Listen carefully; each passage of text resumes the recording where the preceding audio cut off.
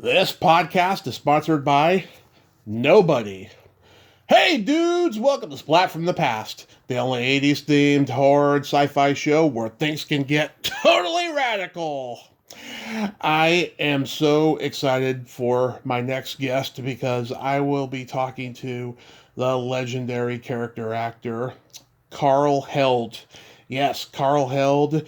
You may remember him from classic episodes of The Outer Limits and Star Trek, which is what he's especially known for. But oh my God, I mean, he's old Hollywood history. He was in the Disney classic That Darn Cat, celebrating its 60th anniversary.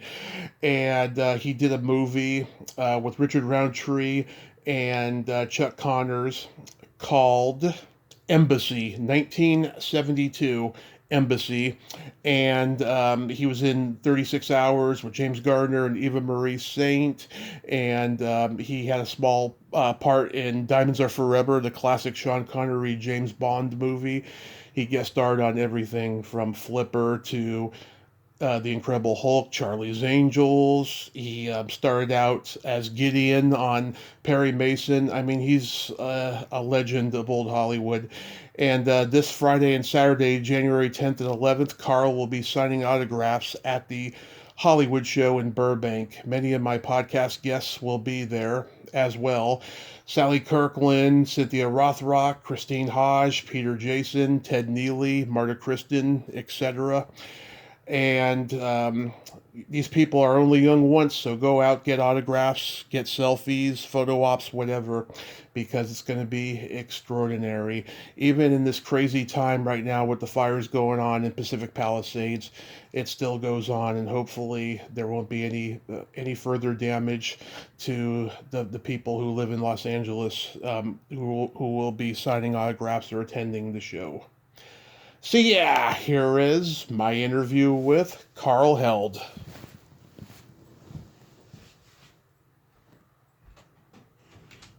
Hey Carl, welcome to the show, sir. How are you today? I'm okay. We're having a little problem here in Glendale with fires all around town and thick smoke. We've been on evacuation alert for most of the day, but it looks like it's going to be okay. Oh, that's good. Yeah, that's awful what's going on over there. But Oh, I know. nevertheless, this is a great honor, sir. Thank you so much for coming on today. Oh, you're quite welcome. I'm happy to do it. So going back in time, did you gravitate toward acting early on in your childhood? I'll put it this way. I was always in the school plays, in grammar school and high school and debating, and I was on stage a lot. Mm-hmm. But my focus was, I did very well in the sciences and in math. In fact, I won the math prize for the 4 years of high school I was in. And I was going to be an engineer. Mm-hmm. And and I didn't even make the decision to become an actor until it was years later. I was in the Army, and I wound up in Korea during the war, and then I got out of there, and I spent a year in Japan, and I had already finished my freshman year in engineering school. I was at Stevens Tech in Hoboken, and the reason I took off from college was they had a summer session for civil engineering, mm-hmm. and I had to continue on and then go right into sophomore year.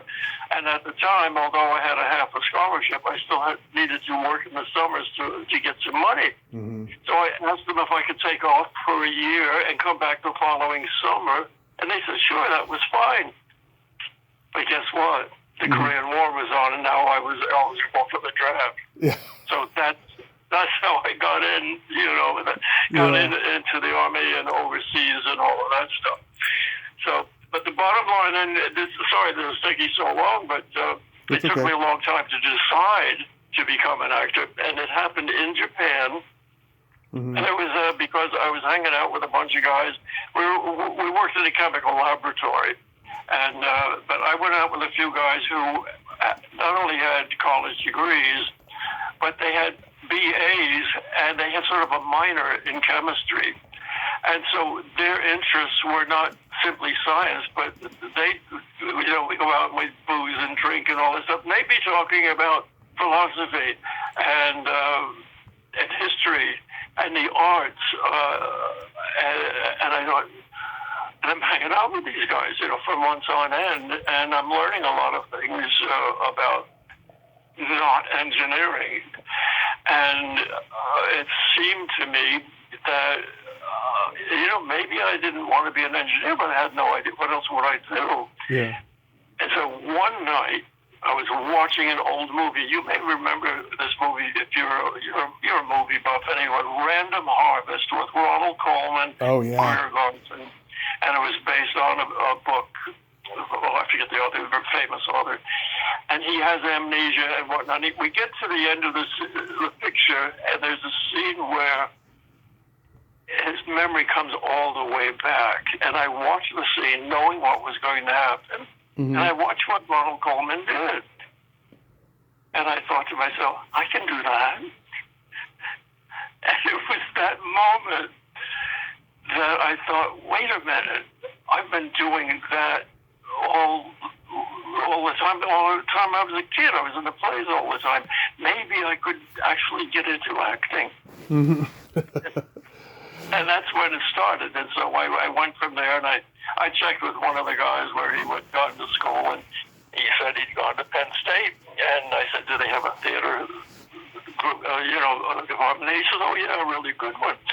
And I thought to myself, if I can't make it as an actor, I'm going to get my degrees, and I can always have a university life as a teacher or professor or what have you. Mm-hmm. And that would be my insurance against failure as an actor. So I applied to Penn State. They accepted me, transferred all my engineering credits, and I went on through and I got a BA, and after that I got a master's. And then I went to New York to acting school. Mm. And by the time I got my first job, I was like 28 years old. And was it the neighborhood playhouse you were at in New York? Yes, it was. Yes, yeah. And it was a wonderful school. And the teacher there was great, was Sandy Meisner. Oh, yeah. We had a lot of students that came out of there did very well. Joanne Woodward was one of them. Yeah. And Bob, his name will come to me in a minute anyway, but several people out of there did very well. Actually, I didn't do badly either. Yeah, was there any theater you did there that stands out?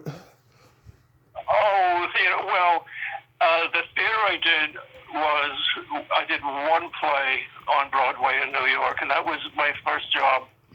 And I was understudying William Shatner in The World of Susie Wong. Oh, wow. And he was out for a couple of weeks, and I went on and played for a couple of weeks, the lead on Broadway. And also when I was living in London, England, I was in with the Royal Shakespeare Company, and I did something there, which I enjoyed doing. And I also played in the West End. But really, I only did about 3 or 4 plays on stage. I did one in Palm Springs with my wife back in the 90s. And all the rest was pretty much television, movies, what have you, Yeah. So then you get cast as Gideon on Perry Mason, and after a while they write you out of the show because the character didn't catch on. Is that what happened? I think what they had in mind was, they liked my acting because I was a guest on one episode, and that triggered them to get me, to cast me in this role of the young law student hanging around with Perry Mason. And I think what they had in mind was to attract some of the younger people. Mm-hmm. However, it was not a show aimed at young people anyway, and their time slot, I think it was something like Friday at 8:30. That's not when teenagers are at home. They were out, and they were hardly watching, Perry Mason. And in the end, what happened was I was not drawing in the young crowd. Yeah. And I think they came to realize that they weren't going to, no one was going to be able to do it anyway. And so my character really was superfluous. Yeah, what was Raymond Burr like to work with? Oh, everybody there, they were great people. Ray Burr was wonderful. He had a great sense of humor. Mm-hmm. Would tease and joke around, and all the other, and Barbara Hale was a super lady. I have to tell you, when I got into the business, I'm from a blue-collar family, a first-generation American. Right. And when I met my wife in The World of Susie Wong, she was in that play. And when we started dating, she took me to her old Sardi's for the first time. She knew everybody, and here I am suddenly getting introduced to huge names that people had seen on television or only heard about. And I'd be on the phone all the time to my parents, like, you won't believe who I met. And it was the same thing when I came out to Hollywood. Now, Barbara Hale, I happen to have a pinup picture of her. Yeah. And now, I had it in Korea. Now, here I am on the set meeting her, and I'm telling you, my jaw dropped. Yeah. Almost every time I got the job. I love it. How about? I know what it's like to be a fan, and so I appreciate when. Like now, we have something called the Hollywood Show, where a bunch of actors are invited. I'm invited, and I'll be signing autographs and pictures and posing with people and all that. And I am so happy to do that because I'm lucky to be in a position where I'm making people happy and giving them something that they want. Is that not lucky or what? That is very lucky, and it's also very humbling too, I can tell. Well, yeah, but see, I've been there, and I've just never forgotten. And that, I must say, that's one thing I remember my dad saying years ago. Whatever you do, whatever's going to happen, just remember who you are and where you're from. That's a wonderful thing to say. Wonderful. Yeah, and I never forgot it. And it's really helped a lot. It just helped keep things in perspective. How was working with Nick Adams on The Rebel? Oh, he was fine. He was, people had said, I maybe heard that he might be difficult. He wasn't at all. He was just fine. Mm-hmm. Yeah. Beautifully. Did you think... I didn't see any ego problems or anything, no. Do you think he had a star quality about him that, like, James Dean had? Yeah, he had a little bit of that. Yeah, I would say, yeah. Yeah, I always thought he was an underrated actor, from that time. How about 77? I agree with you. Another actor I never worked with, but I met him socially a couple of times. He was married to Charlie Buczynski. Charles Bronson? Charles Bronson? Yeah, Charlie Bronson. That's it. Yeah, I met him at a party in Hollywood. We chatted for a long time, and I found that he was an underrated actor. Yeah, very underrated. He played the one type so much, but he was quite capable of playing other things. And he was also a gentleman. I saw no ego problems with this guy. He was just down to earth, and we just had one good time. I'll never forget. Yeah. How about the 77 Sunset Strip? Well, I recall. Did I do a bit on that? Yeah, it was. With Ephraim Zimbalist and Kooky Burns. Right. Well, I didn't have much to do with Cookie, but Ephraim, I worked with him later at FBI, and he was a sweetheart. Yeah. And also his daughter, I got to meet her.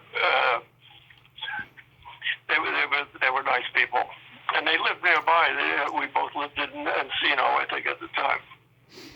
You were like one of the last contract players at Warner Brothers during that time, and you did a lot of those Warner Brothers shows. Was Jack Warner as rude and vulgar as they say he was? Well, I actually didn't get Jack. But I got in there because of a show called, the name of the series was True, and it was based on true stories. It was a half-hour anthology, and it was produced by Jack Webb. And I got cast in one of those shows, and as a matter of fact, you can see it on YouTube. Anybody's interested. It's from 1963. It's a black and white half hour. It's a very good show based on a true story of the 20s. And all you have to do is Google my name on YouTube, and it'll take you there. And you might say, use the title True, True. It'll get you there. It's only half an hour, but very good show. Anyway, I did that show and then was offered a contract at Warner's. And it turns out that it was Jack Warner's son-in-law who was head of television, and he's the one who saw the show, and he said, we got to get guys like that under contract here. And someone said, yeah, you saw him about 6 weeks ago, and you didn't like what he did in your office. I auditioned for somebody, he said you hated him. So, there it goes. But anyway, that's when I got cast, and the next thing I knew is that they put me in every show they had, while I was there under contract. And I did a pilot co-starring with Everett Sloan. Oh, yeah. Side Oakland.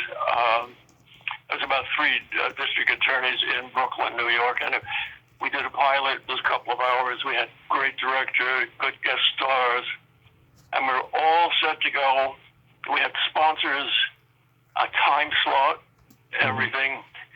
It was Friday. Next Monday we're starting. I'm happy as can be. About 4:30 in the afternoon, I get a call from my agent. The series is canceled. Oh. Can you believe that? Yeah. I mean, mentally, I had paid off my parents' mortgage, put my kid brother through college. And why? I didn't find out until 9 years later when the producer of that show happened to be in England when I was there, and he came to visit, and he said what happened, and this is true Hollywood, was that Jack Warner and his son-in-law, the son-in-law was head of television department, they had a big falling out about something. I won't go into the lurid details about that. And the son-in-law said to him, well, you can't fire me, you look like a whatever. And so Jack Warner got on the phone to the head of ABC television, where almost all of the Warner Brothers shows were shown on. It was ABC. And he made a deal with Leonard Goldenson that we're going to drop a lot of shows. Next year we'd like to come back on. And however, they worked it out, and indeed they dropped a lot of shows. And so Jack Warner then said to his son-in-law, oh dear, we've only got a couple of shows and the producers can run that stuff all by themselves. We don't really have a television department anymore. So you'll have to go look for another job. Wow. And that's what it was. And indeed, then the following year, yes, they got some of those shows back and new shows, but they never got back to that pilot that I did for that series called Ready for the People, it was. Oh. So then you get to do the Outer Limits episode with Martin Landau, the classic Spacemen and Alien episode. What are your memories of that? I remember Marty being a prince. He was such a good guy. And I got to know him then, and I would occasionally run into him in town over in Beverly Hills or whatnot. We'd stop and have a big long chat and whatnot. And later on, of course, he was in England doing Space 1999, and I was living there at the time, so I got to do one of those shows. But Marty was an absolute professional. He was very good. And I tell you, I'm so happy for guys like him. He did not have an ego problem. I am such and such, or I am this. Nothing. So down to earth. It was just beautiful. And I remember very well doing that show. Very well. It was a good episode, too. Yeah, it was a really good episode. It had a classic creature features type of plot from the 50s. And yeah, and when you think about it, in terms of COVID, where, how many people got sick and died, and all the theme of that show was that the astronaut comes back to Earth and it's devastated, and there's virtually no one left except Marty and whatnot. And it turns out that civilization, humanity, was wiped out by a microbe. yeah, did Martin Landau have trouble with that makeup? Well, yeah, you get a little warm under all that makeup. You do, but he wore it like a trooper, and yeah. But it's difficult. I have to say, I once had to do old age makeup, and that you get used to it. And you say, "What the heck is part of the business? I'm getting paid. I'm doing what I love it. So it's a little uncomfortable. So what, right?" Mm-hmm. Yeah. And then 36 Hours is such a underrated thriller. How was that experience? Oh, I love that. I must say, we did a lot of it on location up in Yellowstone, not Yellowstone, Yosemite. Yosemite. And we had a couple of weeks up there. And in the process, although I didn't have any scenes, particularly with James Garner, but we'd meet off set or at times where there was a golf course there, and I was just thinking of golf. There was another guy with no ego problems. He said, "Hey, I'll show you golf. He'll help me," and he helped me with my stroke. Yeah. He was just so down to earth and sweet. Eva Marie Saint was in the movie. This is another one. She was just a sweetheart. She reminded me an awful lot of my wife. I was very happy that I was already happily married because she was very attractive and a very nice lady. And Rod Taylor in the movie, I knew Rod socially and very, very well, and he was great. We had a nice, easy time on that, and it's a very good. I think the plot's very good in that movie. Yeah. And we showed it here. I live in an old age home, one of those fancy final departure lounges, for old people, Mm-hmm. and they've shown that movie here, and everyone loved it. Yeah, it's a very underrated thriller. It was at the time like of the Manchurian Candidate and films like that got political thriller type. Yeah, get lost in the shuffle with all. Did you know John Banner? No, I can't say that I did know him. No. Yeah, everyone knows him as Schultz on Hogan's Heroes. He was in the movie as well. Can you believe it's been 60 years since that darn cat? Oh my gosh.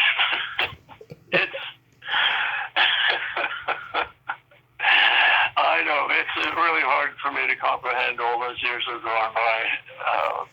It's true. And I remember doing that very well because the cat trainer on the set, he had several Siameses, and each would do a different trick.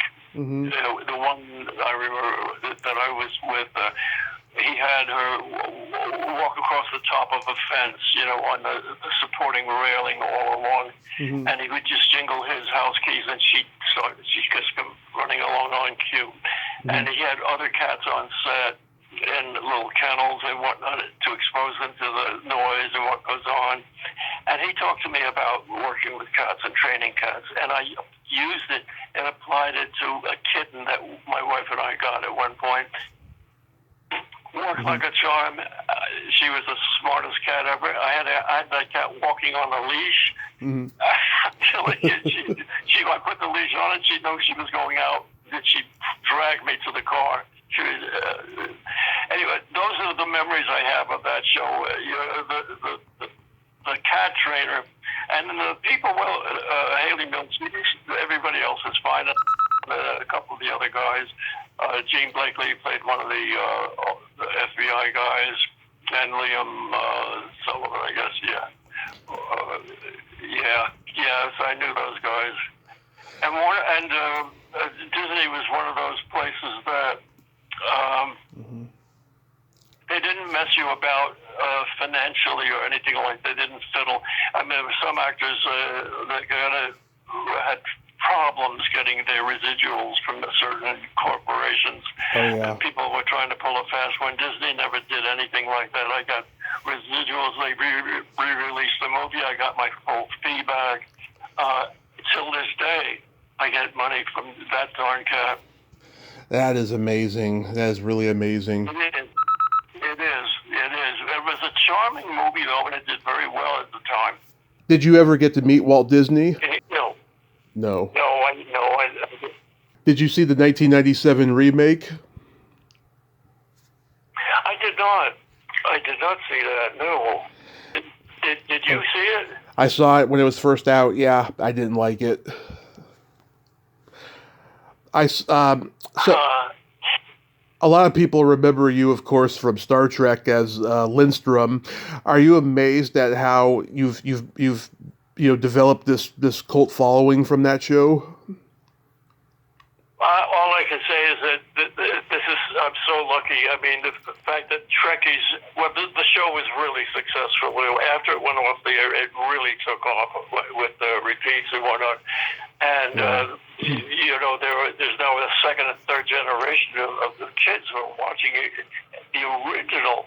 And they show it in different parts of the world. They get fan mail from different parts of the world from young people. It's quite amazing how it really caught on and how well it did.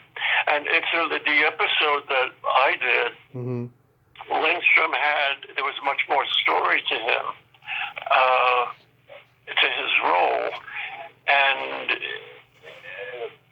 he stays back down on the planet. There's a girl down there and whatnot. And they went on about all of that. I don't know if you remember the episode.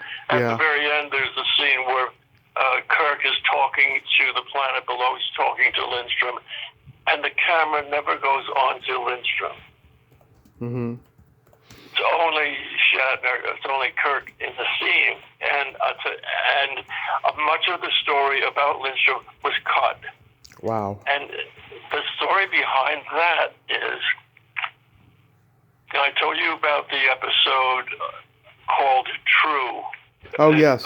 Warner Brothers. That was co-written by Gene Roddenberry. Wow. I didn't know that when I went to audition for the part in Star Trek. Mm-hmm. And when we got there, Gene was there with the other people, and I never had to read for the part. Gene just talked a little bit. Everyone talked, and Gene said, "I think Carl will be fine for this. That's it." Mm-hmm. And off I went. But the mistake is that I'm the same type as Shatner. Mm-hmm. After all, I understudied him on Broadway. Mm-hmm. And what you don't do with your leading man is hire another leading man opposite him. Right. Like him to compete. And Gene must have had second thoughts afterwards or not, or hiring me. So to compensate so that I wouldn't be competing with him and be on the screen with him and all that, they cut and all that stuff. I think that's what happened. Somebody else said, that perhaps Captain Kirk didn't like it, and he had something to say. But I have no way of knowing if any of that's true or not. But otherwise, the role was a much larger role and more important. And in the meantime, what's left, it's there, and I've seen it, I've watched it. I thought, yeah, okay, I didn't mess it up. It's not too bad. And but the Trekkies, they just love it. They love anyone who's had anything to do with the series. Yeah. And as a matter of fact, there's a Hollywood show this weekend, and I'm going to that, and taking a raft of Star Trek pictures with me. Right. Yeah, Sid Haig was in this episode. I met him at one of his last conventions, and he was not feeling very well. What was he like to work with? Who was this? Sid Haig. He played the first lawgiver. Sid Haig. No, I don't remember. Okay. I don't know that I had it. I was anything to do with him. Okay, we don't have to talk about him then. Joseph Pevney directed this episode. He was an old school director from Universal. What was he like to work with? Yeah, Pevney was fine. He was fine. And I worked with Joe again later on somewhere in another show. I think it was in FBI or something. Joe he was very quick. He was organized. He was gentle with actors. Yeah, he was very efficient and very easy to work with. Nice. Yeah. You did an episode of Cimarron Strip with Stuart Whitman. How was that experience? Well, I remember it because I was on horseback in one scene, and I was the head of a wagon train. Mm-hmm. And the wagon train, and then there was a friend, Paul Carr, another actor, a friend of mine. He was at the back end on horseback of this wagon train, and we were sitting there waiting for our cue to start coming forward, but for the moment, my reins, I was not holding onto the reins, and I was adjusting something or other, and they gave the cue, and they waved, and the horse is a moving horse, and he saw the cue, and knew the cue, and he takes off, and yeah. I'm not holding the reins, and he's taking off, and the wagon train is coming down behind me, and I'm trying to hold on to this horse. I hold on to the pommel. I can't grab the reins, and I slip off, and I come down around the horse's neck, and he finally stops, and my feet are on the ground, but I'm holding on to the horse's neck, and the wagon train is coming down on me, and they stopped just in time. Wow. Before running over me. Well, that caused a big stir, and they said, you, to me, you get off, don't get back on that horse, and we're not good, and it was just one of those things. But we went on later on, and there was a second incident that I remember. Stuart Whitman, by the way, was also one of those sweethearts of an actor. No ego problems. He was just great. We had a barroom fight where Paul Carr, who was playing my buddy, or like brother or whatnot, and there's a girl standing between us, and at some point she ducks out, and I'm supposed to give a punch to Paul, punch him out, and it happened, but something went wrong, and I actually hit him in the jaw, and he went right down, and they kept on going, and we finished the scene and all that stuff, and Paul was okay, and he said, but I'll remember this. And he did some years later, but that's another story. But those two incidents were indelible. I'll never forget the Cimarron Strip. And I think Lola Albright was in that too. There's that's another actress, who's so easy to work with. I'm so happy to be able to say those things, because there are some that, I can't say something nice about them because they just behave awful on the set. But yeah. These people were great. You had a small part in Diamonds Are Forever. Yes, I did. Played Agent Lester. So I got to meet the great Sean Connery. Yeah. Hang out on the set there. It was a huge set. It was huge. And Sean, again, no problem. He was just nice to everybody on the set, all of us. I'm so happy to say that, yeah. How about Lana Wood? Did you work with her? No, but I met Lana socially, and I knew her sister. Natalie? Yeah, Natalie, yeah. And I met her, and I met Lana here, and eventually she was on a soap opera, and I believe I worked on that. That's where I saw her again, socially, yeah. I'll tell. And Natalie, when I talked to her in London, I liked her a lot. She was really nice. she was really, really a nice gal. And Lana, I talked to, she also, I think by that time, her sister had passed away. And Yeah. I'm talking to her next week. I'll tell her you said hi. yeah, I don't know if she'll remember me or not, but she might, because it was. I think I was on the soap opera I think maybe for one episode, and I mean some of the other ones like General Hospital, I was on for a couple of weeks back in the '60s, a couple of weeks in the '80s, and all the others was usually on there for at least a week or so. But I think this was like one day I was in and out, so she might not remember, but.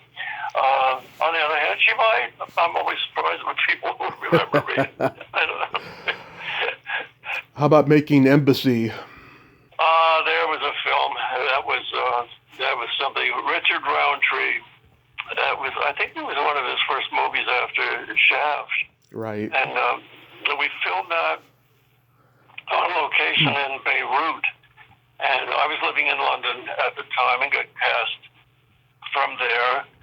And the director was Mel Ferrer. Oh, yeah. And at the time, I said, is there anything for Sarah, my wife, Sarah Marshall? And he had heard of her. And he said, well, there's a small part, if you want to do that, she gets all her expenses paid too. You don't have to spend your own money. I said, great.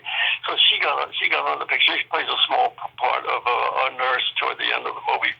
But we were there for 3 months with Richard and Chuck Connors.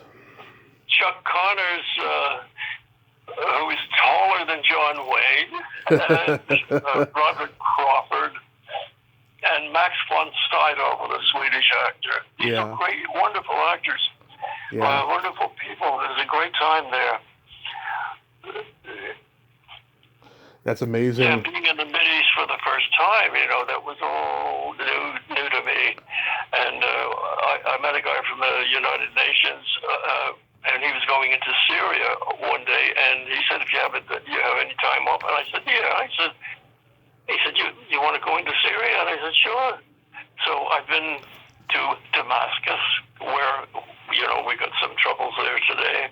And at the time, I got my look at America from the Far East, from the Mideast. And also while I was living in Europe, I got to look at America from the outside. Yeah. It doesn't look the same as from the inside. I can imagine. You did The Bunker with Anthony Hopkins. That's got to be a huge career highlight because that actor is a genius. It was brilliant. Yes. We were living, we still had our apartment in London, although we were living here in Hollywood then. And eventually we gave up the flat in London, but we went over there and worked out of London, and we spent 3 months in Paris on location. And Tony, well, one, we know he's a very good actor, and he's a sweetheart. And he didn't do anything fancy with, a German accent, but he just used the huskiness of his voice, and he has a slight Welsh accent and whatnot. But he got into character, and we were out at dinner one night, and his wife called him on it. She said, "Don't talk to the waiter like that. That's not you. That's the character you're playing." I'm telling you, it's this way, Tommy, when you get into a character and you're playing it day in and day out, you carry it with you, and your mind is always subconsciously working on it and doing little things and tweaking here and there, because you're still working on the part all the way through the filming. And that's the danger. But that's what he was. But anyway, his wife called him on it. It was so funny. Here's something. The director was George Schaefer.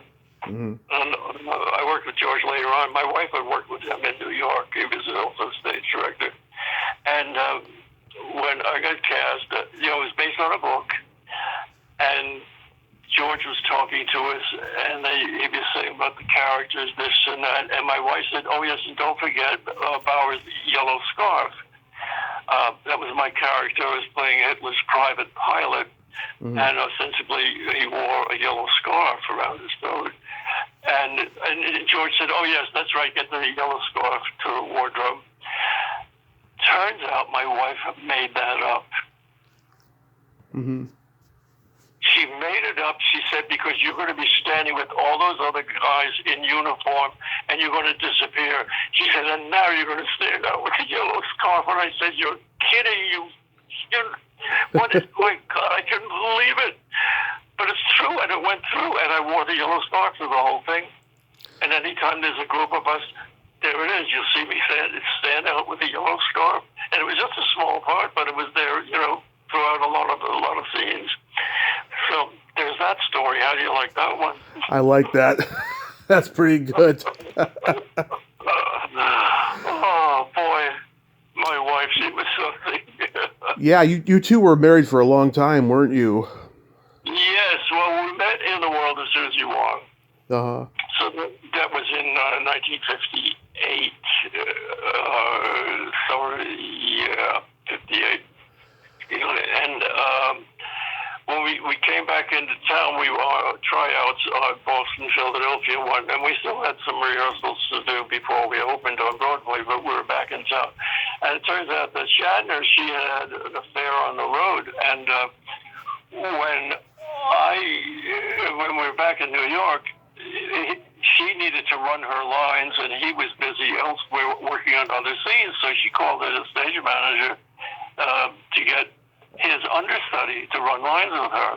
And that was it. So I went up to her dressing room and ran lines with her, and that was it. Shatner was out, and I was in for 55 more years. I love it. So this Friday and Saturday, January 10th and 11th, you'll be at the Hollywood show. And do you enjoy doing these shows? Yeah. Oh, sure. Oh, absolutely. Because I say, I know what it's like to be a fan, and here I am. I can make people happy. How lucky can you be? The only problem I have is I'm turning 94 years old. I'm like 5 months younger than Shatner. And if I sit for long periods, I mean, I have to get up and walk around because muscles just tighten up like crazy. Even though I work out and lift weights and I get on treadmills and do all that stuff. You get older, you lose muscle mass, but I'm trying to lose it as little as possible. And I'm trying to stay active, but it takes work. And so if I sit for long periods, and you do sit there all day long, it means I'm going to have to get up like every half hour and, run a lap around the building or something, Right. But other than that, it's an absolute joy. Yeah, it's awesome. Absolutely. And I get to see some other actors that I haven't seen in a long time who are still around.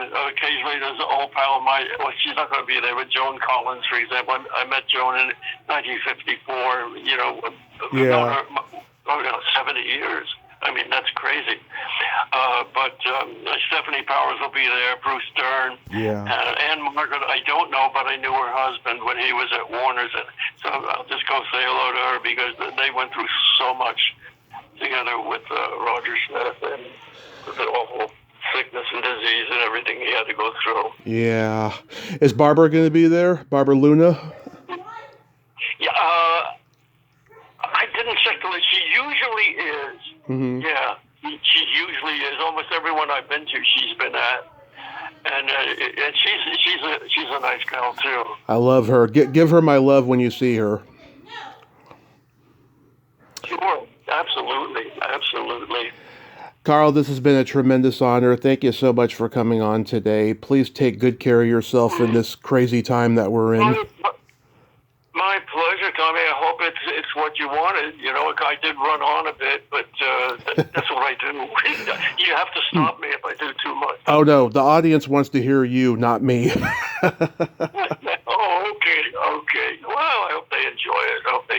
Yeah. But thank you so much for having me. I really appreciate it. It's very kind of you. My pleasure, sir. God bless, and have a great day. Okay, thanks, Tommy. You too. Take care. You too. Bye-bye. Bye. Well, there you have it. Carl Held. Ain't he a cool dude? Oh my God, what a sweet, nice man, and still so sharp. Great stories there. I could have talked to him for 5 hours, but there's a lot going on in Los Angeles. I didn't want to keep him longer than I had to, but I'm so glad we got to talk today, and it was just a tremendous honor. Please go out to the Hollywood show this weekend, get his autograph and selfie if you love his work, and everybody else that's going to be there, because like I said, these people aren't getting any younger, and you're going to love meeting these people. So many of them are just wonderful, wonderful people, and I can't stress that enough. Well, until next time, this is Tommy Throwback Kovac saying there's no shame in living in the past because the present sucks. Later, dudes. Live long and prosper.